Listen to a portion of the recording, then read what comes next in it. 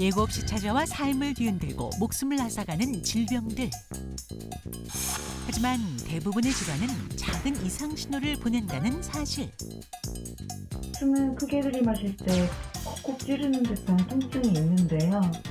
내 몸의 변화를 놓치지 않는다면 더 큰 위험을 막을 수 있습니다.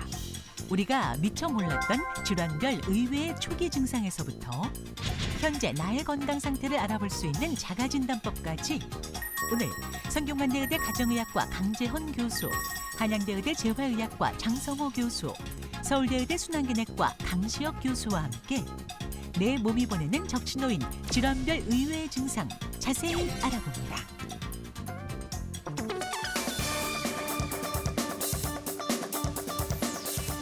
42년의 힘 믿고 보는 무엇이든 물어보세요. 오늘은 100세 인생을 건강하고 팔팔하게 살 수 있는 100년 습관 만드는 방법 알아봅니다. 네, 어떤 질병이든지 갑자기 찾아오는 것 같지만 사실은 미리 신호를 보내줍니다. 네. 문제는 우리가 그 신호를 잘 모른다는 거죠. 맞아요. 그래서 우리의 건강과 생명을 지키기 위해서 우리가 꼭 알아야 하는 신체적인 신호들, 특히 잘 알려진 게 아니고 잘 모르는 것들 위주로 꼼꼼하게 살펴보려고 합니다. 네.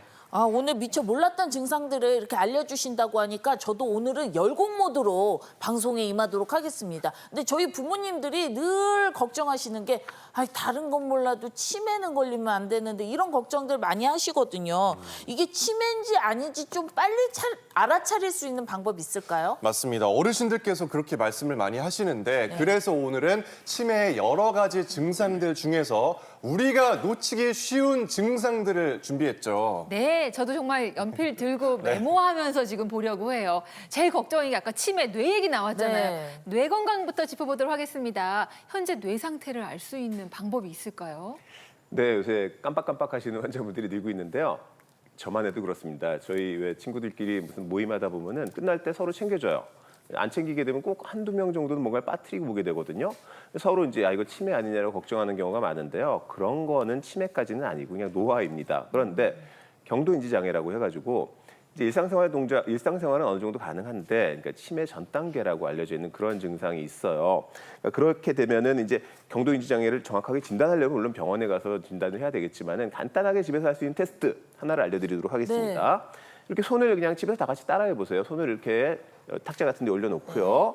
자, 다섯 손가락 다 그냥 그 탁자에 올려놓으세요. 그 상태에서 이 두 번째 손가락만 빠르게 따다다다다다닥 때려주세요. 두 번째 손가락이요. 그렇죠. 마우스 클릭하는 거로 따다다다다닥 해주시는데 네. 이거를 10초를 할 거예요. 지금 다 같이 집에서도 한번 10초 동안 이거를 얼마나 빨리 할 수 있는지 세면서 따라해 볼게요. 네. 숫자를 세야 돼요? 치는 기술을? 속으로 세시면 됩니다. 네. 겉으로 세면 너무 빨라가지고 따라하기 어려울 거예요. 재주시는 건가요, 교수님? 네, 제가 10초 동안 잴 테니까 좋습니다. 다들 한번 시작해 보세요. 네. 자, 이제 붙여놓고 시작.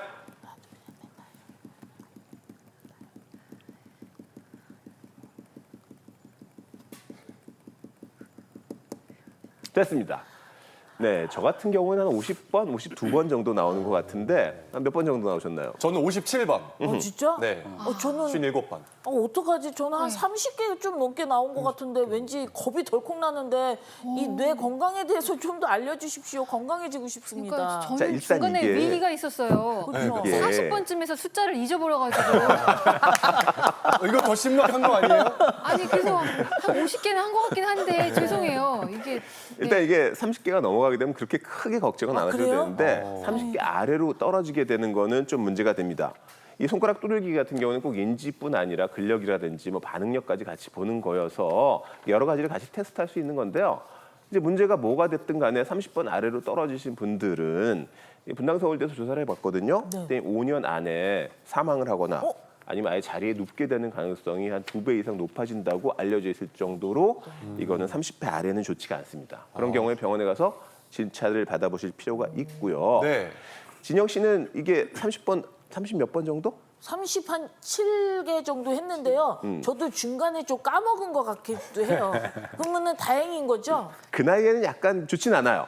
자, 그래요? 하나를 더 테스트해 봅시다. 네. 나와보세요. 오 테스트 방법이 또 어떡해. 있군요. 너무 떨려요. 지금 이제 화이팅! 손을 했으니까 네네네. 이제 다리 쪽으로 한번 해볼 거예요. 다리 쪽으로? 다리 쪽으로 우리가 한 발로 서기 여러 가지를 하는데요. 네네네. 약간 난이도가 있는 걸 하나 해보겠습니다.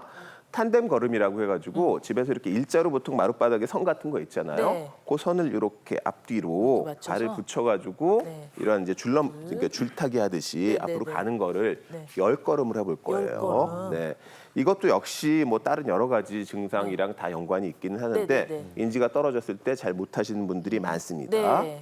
집에서도 이거 넘어지기 쉬우니까 네. 그냥 이제 벽 같은 데 짚고 아. 넘어지지 않게끔 해주시는 게 좋고요. 네. 자, 다 같이 한번 따라해 볼게요. 또 이것도. 자, 여기서 하나, 외줄타기처럼. 그렇죠. 둘, 둘, 셋, 넷, 넷, 다섯, 여섯, 일곱, 여덟, 아홉. 근데 진정 야. 씨가 발이 약간 떨어지는데 괜찮아요? 앞발과 뒷발이 간격이. 아, 그랬어요? 앞발 뒷발이 가급적이면 붙여주시는 게 정확하게 할 수가 네. 있습니다. 전 최대한 붙인 건데 제가 원래 팔자걸음이거든요. 아하. 이게 어렵네요. 네. 팔자걸음. 자, 와 보시고요. 네네. 자, 이런 게 이제 집에서 10개를 잘 하시게 되면 별 문제가 없는 건데요. 네. 중간에 한 발 정도 약간 어긋나는 경우 있거든요. 어. 거기까지는 괜찮아요. 한 발 정도는? 네, 좀 나이 있으신 분들이 한 발 벗어나는 건 네, 괜찮습니다. 자, 두 발자국이 중간에 벗어났다. 이거는 벌써 옐로우 카드입니다. 얘 벌써 한 발자국만 더 벗어나도 네, 그러니까 10걸음 중에서 두 개가 이제 선을 벗어났다. 옐로우. 이런 경우엔 옐로우 경고예요. 네. 자, 그런데 아예 10개를 못했다. 중간에 5개만 하고 나가지고 옆으로 이렇게 넘어졌다. 오. 이런 경우에는 병원에 가서 진찰을 받아보실 필요가 있겠습니다. 네. 레드카드. 이렇게 해서 두 가지 방법 알아봤습니다. 고맙습니다. 잘 배워봤습니다. 네, 지금 뇌 건강 상태를 손가락과 걸음걸이를 통해 알아봤잖아요. 이번에는요, 다른 어떤 증상들을 알 수 있는지 알아보려고 합니다. 자, 치매 놓치면 안 되는 증상. 먼저 여기를 살펴야 하는데요. 어디냐면요, 얼굴이에요. 얼굴. 자, 얼굴에서 네. 나타나는 첫 번째 치매 증상으로는요, 무표정, 부적절한 표정입니다. 적절한 표정. 네, 치매는 사실 특별한 치료제가 없으니까 정말 두려운 질환으로 생각을 하는데요. 전조 증상이 있습니다. 처음에 아무 신호가 없는 게 아니라 잘 살펴보면 전조 증상이 있습니다. 그래서 이 전조 증상을 미리 확인하면 사실 미리 약을 쓰거나 치료를 해가지고 진행을 늦출 수 있다는 그런 기회를 갖거든요. 우선 얼굴을 살펴보셔야 됩니다. 얼굴을 볼 때 무표정하거나 상황하고 맞지 않는 부적절한 표정을 짓는 경우가 있습니다.